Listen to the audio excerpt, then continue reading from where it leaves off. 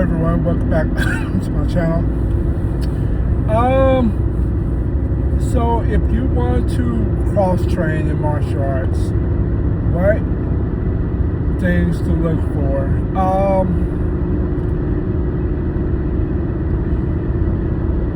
First thing first, I'm gonna give you my history of cross-training. I have cross-trained in Krav Maga, Silat, Eskrima, Wing Chun, boxing, Filipino dirty boxing, Muay Thai, karate. Shotokan karate is my main style. I was training Shinnin Ryu karate, which is just potato in karate world, and Brazilian Jiu-Jitsu, which I've been doing Brazilian Jiu-Jitsu off and on for 9 years. Shotokan karate, same teacher, sensei, same instructor for 13 years. So I have I can kind of talk on this subject. First thing first, it's hard to find schools. Sometimes what you want to do is not available, and if it is available, it's not available at a certain time. I'm a father of a kid, an 8-year-old kid. I can't be getting home at 9 o'clock at night, especially when school's about to start back, so that's not an option. Number two, my kid live in 2 homes, co-parent. Traveling distance really makes a difference. 30 minutes here, 40 minutes, it eats up a lot of time. When you are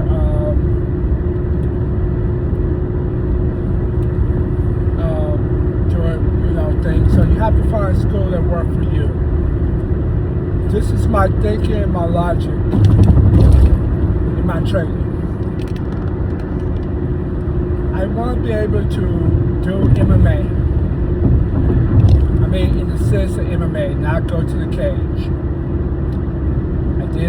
I did a MMA tournament 2 times, and got that out of my system. I definitely can't do it now. Just too injured, too hurt, and I'm not going to pretend that that's my world. I just want to train it like that, but not do the actual action, you understand? So, strike, throw, takedown. Those 3. My strike comes from my karate, Shotokan, then Shinnin Ryu, but now it's just Shotokan. Karate is good for distance and timing and staying calm under pressure and great body kinetics. A lot of people punch, and they punch without power. I train with MMA guys, and when I observe their movement, they telegraph their moves a little too much, and they use their muscles to kind of outpower them. Karate teach you 100% control, but with power. Proper hitting techniques, proper kicking techniques, how to hit and not, wear out your joints. It depends on the school. My particular school is very much about preservation. There's some schools that's very Cobra Kai, but that's for another video. So I have my strikes, kicks, and some takedown, so I need ground game, like going to the ground, because most fights go to the ground. So I do Jiu-Jitsu, Brazilian Jiu-Jitsu, 9 years, and that I had to take a year off to go to rehab for my pectoral, and then the injuries was just piling up, and I just took a break. But if you've done Jiu-Jitsu for it's addicting. It's a rush. So fast forward, now I'm 49, almost 50. Everybody in my class, 80% is under 32 years old. They got nothing but strength, and I don't. They getting stronger, I'm getting weaker, per se. So I'm working on, just maintaining. So I'm big about trying to find the most deadliest system that works with my body type and my ability. So I cross-train in those things. Aikido is real big for me because most people give you their hands, grappling, jiu-jitsu, or strikes. So if you can manipulate their hands, they can't punch. So it has worked for me, and a lot of people knock it and say, oh, this. Listen when I say, I have got a Riminagi and Higetsu on blue belts, and they did not see it coming. So Aikido works, and I did work with the police academy for 2 days, and all their training was Aikido techniques. Majority, they did like 20% groundwork, take down a criminal, but most of it all started with, Aikido, wrist lock, Kochigae, Shiriminagi, Ikkyo, Sankyo, Ikajo, wherever you want to call it. So it has an effect for me.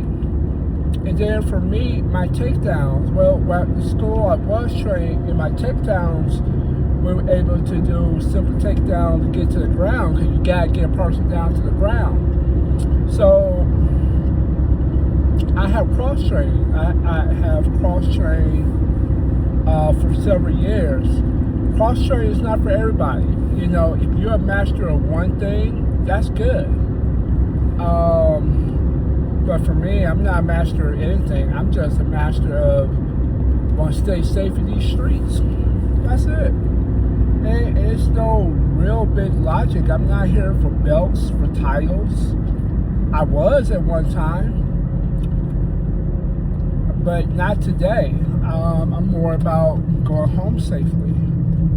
I had work in a line field where I had to take down people. And take down people in their prime. It's not like they were in their 40s. You talk about grown men in their 20s, teenagers that's ready for the NFL. You have to take them down. So I had to do what I had to do. Now the training that I was received at work was just not strong enough. I just needed more, so that's where the ground game came in, jiu-jitsu, which has paid for itself many times over. So for me, cross-training just gave me, like Street Fighter, that's my best example. If I can't beat you with Blanca, I'm gonna beat you with Bison. If I can't beat you with Bison, I know I can beat you with Ken, which is karate. Blanco, which is grappling. Sengi, which is wrestling. If I can't beat you with those guys, I'm gonna always go to, Ryu and Ken. And if I was at, full end, then I'm gonna go with Akuma. So, everything has its place. Nothing is 100% proof. Nothing. I don't care what style of training. Nothing is 100% proof. I had a person that was a judoka, black belt actually, judoka, went to a bar went to a bar and got stabbed several times. They didn't see it coming. By the time they start, doing their thing, they didn't know this person had a knife, in their pocket. And you get 2 or 3 or 4 blades of that. Shout out to the Filipino martial arts I used to do. This person went to ICU and was in the hospital for a whole week.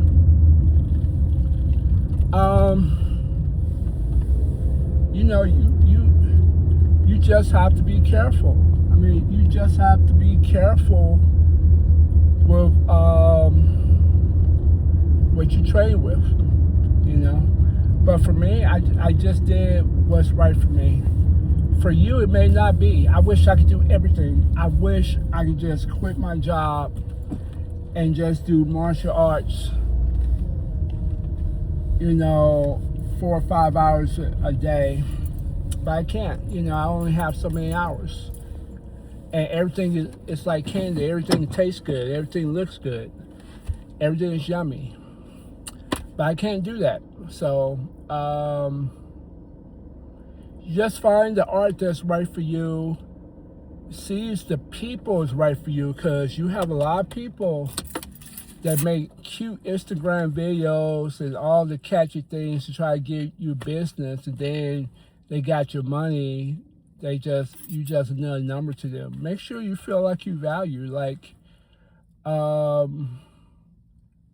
you're part of, not say a family, but you can say that if you want to, but see if it works for you. The people is the key to this. A lot of people got skills, great great martial artists, but they're lousy human beings. So, make sure you got people that's aligned to your values as much as possible. And, doing something that you enjoy. Don't feel like you gotta be man up, like to test your manhood or your womanhood because you can't do such and such. Like, for instance, I was doing the school, like if you didn't go to 1 or 2 tournaments per 6 months, they kind of look at you wrong and shun you, like, what's wrong with you? And I'm just trying to do this to be safe. I'm not trying, be, face Gordon Ryan, or Helio Royce Gracie, which is actually my instructor's instructor. So it's just for me just to be safe. When I walk out this door, I have a skill that I know that I could protect myself in the hood or in the country. So nothing's perfect, but something is better than sitting back at home doing nothing. And everybody may not have access to a gun. And then you talk about guns. There's so many laws in that. You almost can't even do that. So, find what's best for you. Anybody having questions, message me, and I'll give you my experience and my 2 cents. So, all right, guys, have a good one.